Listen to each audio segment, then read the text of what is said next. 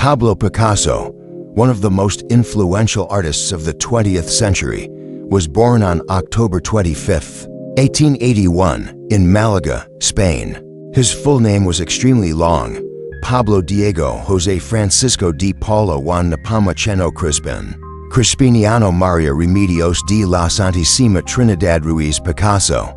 This was a Spanish tradition, but most of the world would come to know him simply as Pablo Picasso. From an early age, Picasso's father, José Ruiz Blasco, who was an art teacher, noticed his son's extraordinary talent for drawing. At just 7 years old, Picasso began formal art training under his father. By the time he was 9, he had completed his first painting, and at 13, his technical skill had already surpassed his father's. When Picasso was a teenager, his family moved to Barcelona, a city alive with creativity. At only 14, he was admitted into the prestigious School of Fine Arts. Unlike many students, Picasso was restless and always experimenting, pushing against the boundaries of traditional art.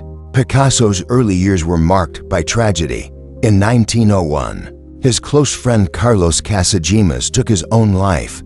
Deeply affected, Picasso entered what is now called his blue period. His paintings turned somber, dominated by shades of blue and green, capturing themes of poverty, loneliness, and despair.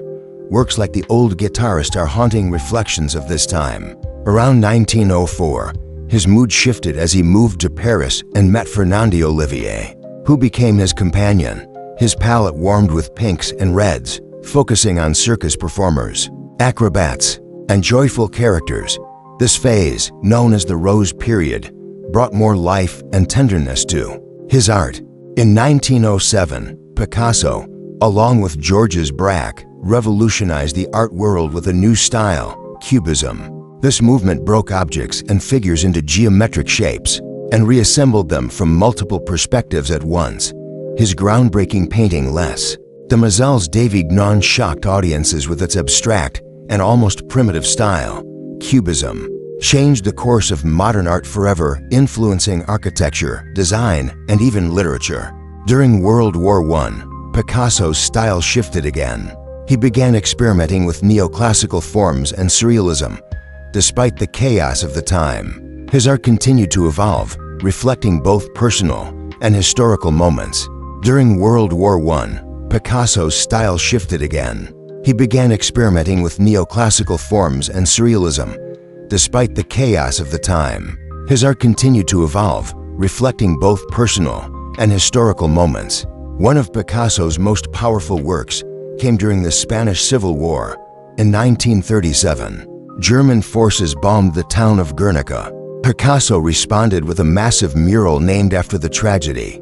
Guernica became an iconic anti-war painting, depicting the horror and suffering of innocent civilians. Even today, it stands as a symbol against violence and oppression. Picasso was not just a painter. He was also a sculptor, ceramicist, printmaker, and stage designer.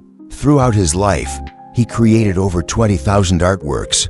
His ability to constantly reinvent himself and explore new artistic languages kept him at the forefront of creativity for over 7 decades. He lived much of his later life in France, continuing to produce art until his death on April 8, 1973. At the age of 91, Picasso once said, "It takes a long time to become young," and indeed, his art remained vibrant and experimental until the very end. Pablo Picasso's story is not just about art, it is about transformation. From the melancholy of the blue period to the radical shapes of Cubism, from personal pain to global commentary, his work reflected the human experience in all its complexity.